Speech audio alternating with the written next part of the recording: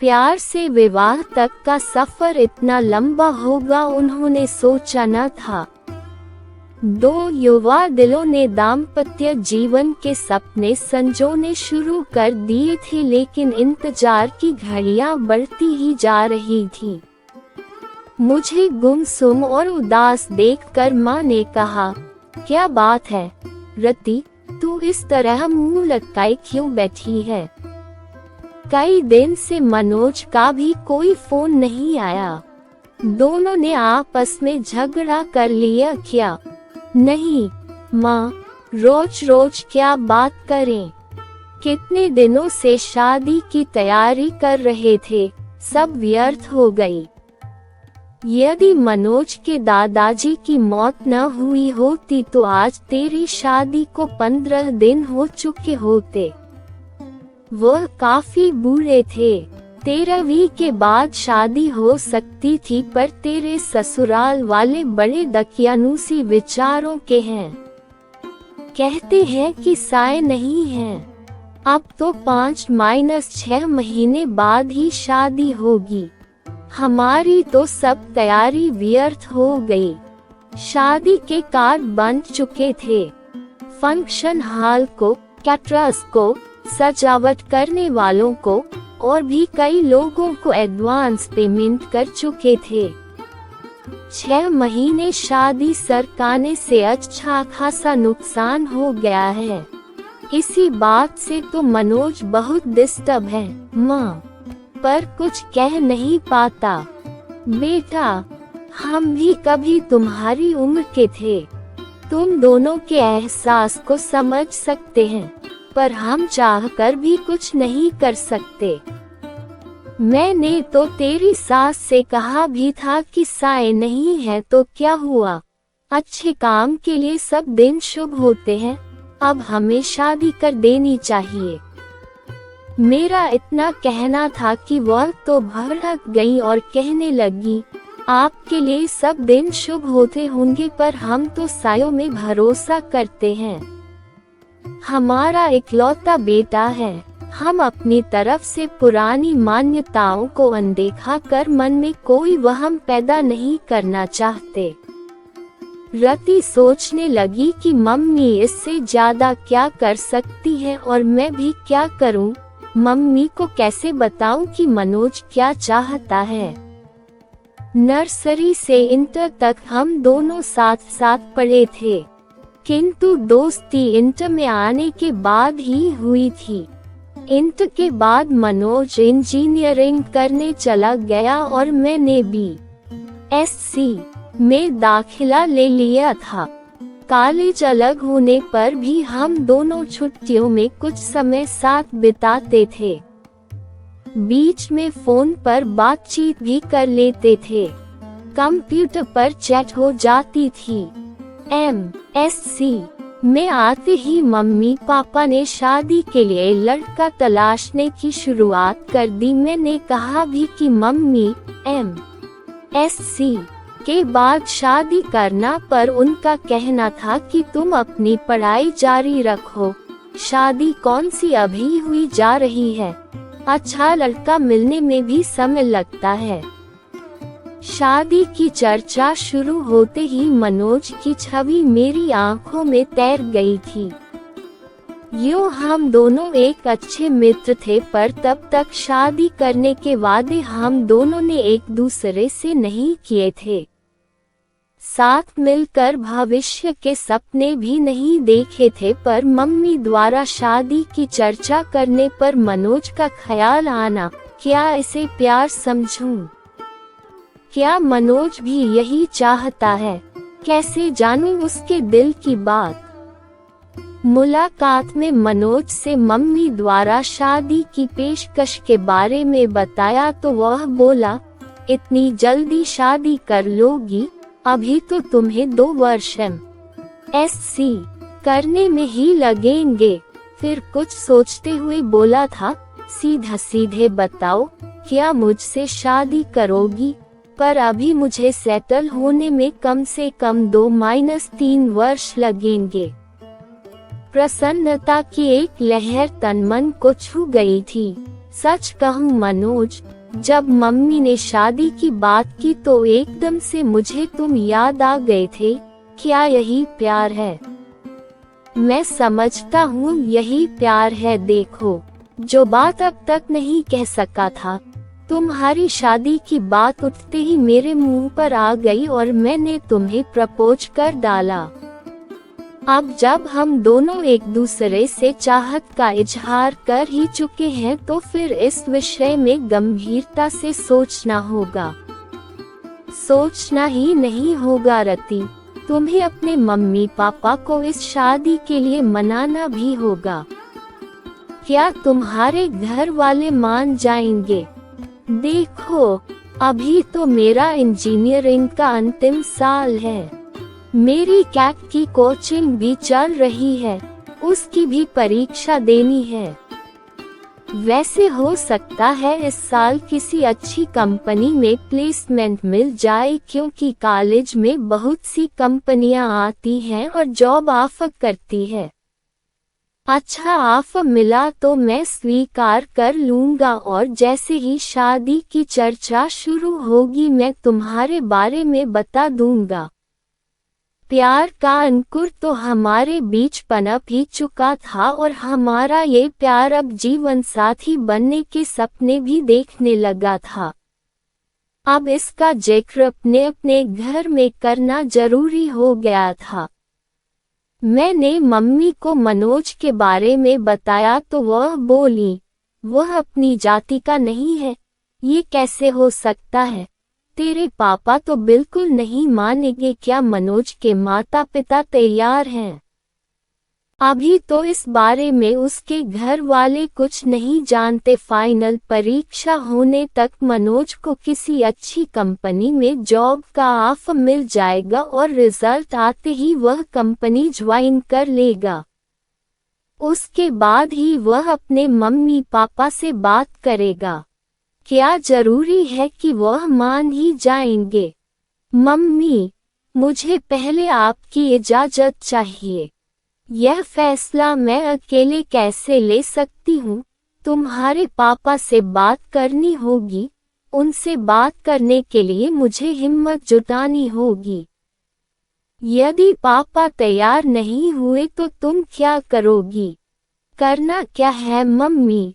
शादी होगी तो आपके आशीर्वाद से ही होगी, वरना नहीं होगी। इधर मेरा MSc फाइनल शुरू हुआ, उधर इंजीनियरिंग पूरी होते ही मनोज को एक बड़ी कंपनी में अच्छा स्लॉट मिल गया था और यह भी करीब तय था कि भविष्य में कभी भी कंपनी उससे US भेज सकती है। मनोज के घर में भी शादी की चर्चा शुरू हो गई थी। मैंने मम्मी को जैसे तैसे मना लिया था और मम्मी ने पापा को, किंतु मनोज की मम्मी इस विवाह के लिए बिल्कुल तैयार नहीं थी। इस फैसले से मनोज के घर में तूफान उठ खड़ा हुआ था। उसके घर में पापा से ज्यादा उसकी मम्मी की चलती है। ऐसा एक बार मनोज ने ही बताया था। मनोज ने भी अपने घर में ऐलान कर दिया था कि शादी करूंगा तो रति से, वरना किसी से नहीं। आखिर मनोज के बहनोई ने अपनी तरह से मम्मी को समझाया था, मम्मी, आपकी यह जिद मनोज को आपसे दूर कर देगी। आजकल बच्चों की मानसिक स्थिति का कुछ पता नहीं चलता कि वह कब क्या कर बैठे। आज के ही अखबार में समाचार है कि माता पिता की स्वीकृति न मिलने पर प्रेमी प्रेमिका ने आत्महत्या कर ली। वह दोनों बालिग हैं। मनोज अच्छा कमा रहा है। वह चाहता तो अदालत में शादी कर सकता था, पर उसने ऐसा नहीं किया और आपकी स्वीकृति का इंतजार कर रहा है। अब फैसला आपको करना है। मनोज के पिता ने कहा था, बेटा, मुझे तो मनोज की इस शादी से कोई इतराज नहीं है। लड़की पढ़ी लिखी है, सुंदर है, अच्छे परिवार की है और सबसे बड़ी बात मनोज को पसंद है। बस हमारी जाति की नहीं है तो क्या हुआ, पर तुम्हारी मम्मी को कौन समझाए। जब सब तैयार हैं तो मैं ही उसकी दुश्मन हूँ क्या, मैं ही बुरी क्यों बनूं। मैं भी तैयार हूँ। मम्मी का इरादा फिर बदले, इससे पहले ही मंगनी की रस्म पूरी कर दी गई थी। तय हुआ था कि मेरी MSc पूरी होते ही शादी हो जाएगी। मंगनी हुए 1 साल हो चुका था। शादी की तारीख भी तय हो चुकी थी। मनोज के बाबा की मौत न हुई होती तो हम दोनों अब तक हनीमून मनाकर कुल्लू मनाली शिमला से लौट चुके होते और 3 महीने बाद मैं भी मनोज के साथ अमेरिका चली जाती। पर अब 6-7 महीने तक साय नहीं है, अतः शादी अब तभी होगी, ऐसा मनोज की मम्मी ने कहा है। पर मनोज शादी के टलने से खुश नहीं है। इसके लिए अपने घर में उसे खुद ही बात करनी होगी। हाँ, यदि मेरे घर से कोई रुकावट होती तो मैं उसे दूर करने का प्रयास करती। पर मैं क्या करूं, माना कि उसके भी कुछ जज्बात हैं। 4-5 वर्षों से हम दोस्तों की तरह मिलते रहे हैं, प्रेमियों की तरह साथ साथ भविष्य के सपने भी बुनते रहे हैं, किंतु मनोज को कभी इस तरह कमजोर होते नहीं देखा। यद्यपि उसका बस चलता तो मंगनी के दूसरे दिन ही वह शादी कर लेता, पर मेरा फाइनल साल था इसलिए वह मन महसूस कर रह गया। प्रतीक्षा की लंबी घड़ियां हम कभी मिलकर कभी फोन पर बात करके काटते रहे। हम दोनों बेताबी से शादी के दिन का इंतजार करते रहे। दूरी सहन नहीं होती थी, साथ रहने व एक हो जाने की इच्छा बलवती होती जाती थी। जैसे जैसे समय बीत रहा था, सपनों के रंगीन समुंदर में गोते लगाते दिन मंजिल की तरफ बढ़ते जा रहे थे। शादी के 10 दिन पहले हमने मिलना भी बंद कर दिया था कि अब एक दूसरे को दूल्हा दुल्हन के रूप में ही देखेंगे, पर विवाह के 7 दिन पहले बाबाजी की मौत हमारे सपनों के महल को धराशायी कर गई। बाबाजी की मौत का समाचार मुझे मनोज ने ही दिया था और कहा था बाबाजी को भी अभी ही जाना था। हमारे बीच फिर अंतहीन मरुस्थल का विस्तार है। लगता है अब अकेले ही अमेरिका जाना पड़ेगा। तुमसे मिलन तो मृग तृष्णा बन गया है। 13वीं के बाद हम दोनों गार्डन में मिले थे। वह बहुत भावुक हो रहा था। रति, तुमसे दूरी अब सहन नहीं होती। मन करता है तुम्हें लेकर अनजान जगह पर उड़ जाऊं, जहां हमारे बीच न समाज हो, न परंपराएं हो, न ये रीति रिवाज हो। 2 प्रेमियों के मिलन में समाज के कायदे कानून की इतनी ऊंची बाड़ खड़ी कर रखी है कि उनकी सब्र की सीमा ही समाप्त हो जाए। चलो रति, हम कहीं भाग चलें। मैं तुम्हारा निकट सानिध्य चाहता हूँ। इतना बड़ा शहर है, चलो किसी होटल में कुछ घंटे साथ बिताते हैं। जो हाल मनोज का था वही मेरा भी था।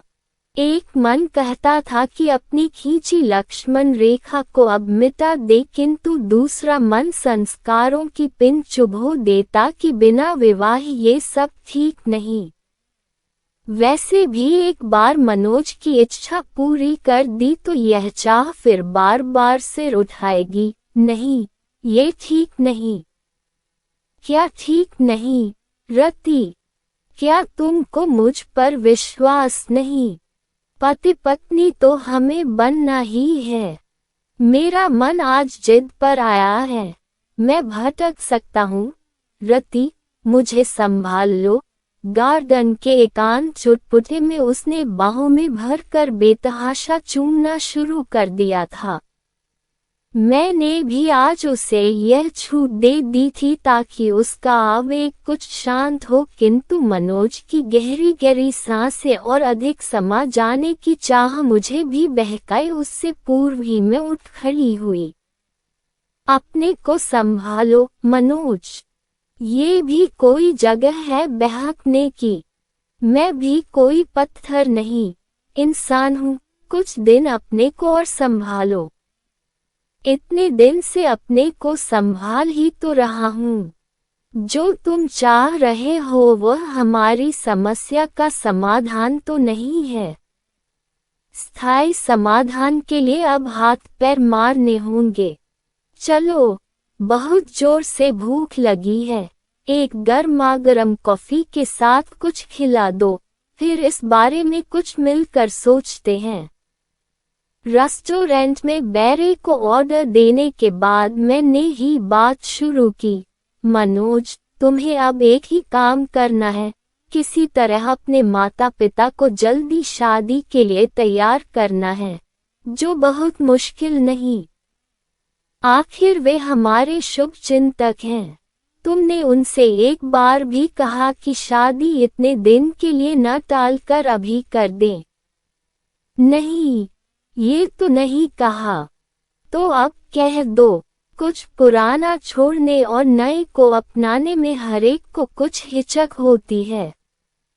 अपनी इंटरकास्ट मैरिज के लिए आखिर वह तैयार हो गए न? तुम देखना, बिना सायों के शादी करने को भी वह जरूर मान जाएंगे। मनोज के चेहरे पर खुशी की एक लहर दौड़ गई थी। तुम ठीक कह रही हो रति, ये बात मेरे ध्यान में क्यों नहीं आई? खाने के बाद तुम्हें घर पर छोड़ देता हूँ। कोर्ट मैरिज की डेट भी तो पास आ गई है, उसे भी आगे नहीं बढ़ाने दूंगा। ठीक है, अब मैरिज वाले दिन कोर्ट में ही मिलेंगे। मेरे आज के व्यवहार से डर गई क्या? इस बीच फोन करने की इजाजत तो है या वह भी नहीं है? चलो, फोन करने की इजाजत दे देते हैं। रजिस्ट्रार के ऑफिस में मैरिज की फॉर्मेलिटी पूरी होने के बाद हम दोनों अपने परिवार के साथ बाहर आए तो मनोज के जीजाजी ने कहा, मनोज, अब तुम दोनों की शादी पर कानून की मुहर लग गई है। रति अब तुम्हारी हुई। ए जमाई बाबू, ये इंडिया है, वह तो वीजा के लिए ये सब करना पड़ा है, वरना इसे हम शादी नहीं मानते। हमारे घर की बहू तो रति विवाह संस्कार के बाद ही बनेगी, मेरी मम्मी ने कहा। वह तो मजाक की बात थी मम्मी, अब आप लोग घर चलें। मैं तो इन दोनों से पार्टी लेकर ही आऊंगा। होटल में खाने का ऑर्डर देने के बाद मनोज ने अपने जीजाजी से पूछा, जीजाजी, मम्मी तक हमारी फरियाद अभी पहुंची या नहीं? साले साहब, क्यों चिंता करते हो? हम दोनों हैं न तुम्हारे साथ। अमेरिका आप दोनों साथ ही जाओगे। मैंने अभी बात नहीं की है। मैं आपकी इस कोर्ट मैरिज हो जाने का इंतजार कर रहा था। आगे मम्मी को मनाने की जिम्मेदारी आपकी बहन ने ली है। इससे भी बात नहीं बनी तो फिर मैं कमान संभालूंगा। हाँ भैया, मैं मम्मी को समझाने की पूरी कोशिश करूंगी। हाँ, तू कोशिश कर ले, न माने तो मेरा नाम लेकर कह देना। आप अब शादी करो या न करो, भैया भाभी को साथ लेकर ही जाएंगे। वाह भैया, आज तुम सचमुच बड़े हो गए हो। आफ्टर ऑल अब मैं एक पत्नी का पति हो गया हूँ। ओके भैया, अब हम लोग चलेंगे। आप लोगों का क्या प्रोग्राम है? कुछ देर घूम घाम कर पहले रति को उसके घर छोड़ूंगा, फिर अपने घर जाऊंगा। मेरे गले में बाहें डालते हुए मनोज ने शरारत से देखा। हाँ रति, अब क्या कहती हो? तुम्हारे संस्कार मुझे पति मानने को तैयार है या नहीं? आंखें नचाते हुए मैं चाहा कि अब तुम 90% मेरे पति हो, यानी 10% की अब भी कमी रह गई है, अभी और इंतजार करना पड़ेगा। उस दिन का मुझे अफसोस है मनोज, पर अब मैं तुम्हारी हूँ। उद्धरण। दोस्तों, अगर वीडियो अच्छी लगी हो तो लाइक और सब्सक्राइब जरूर कर दें।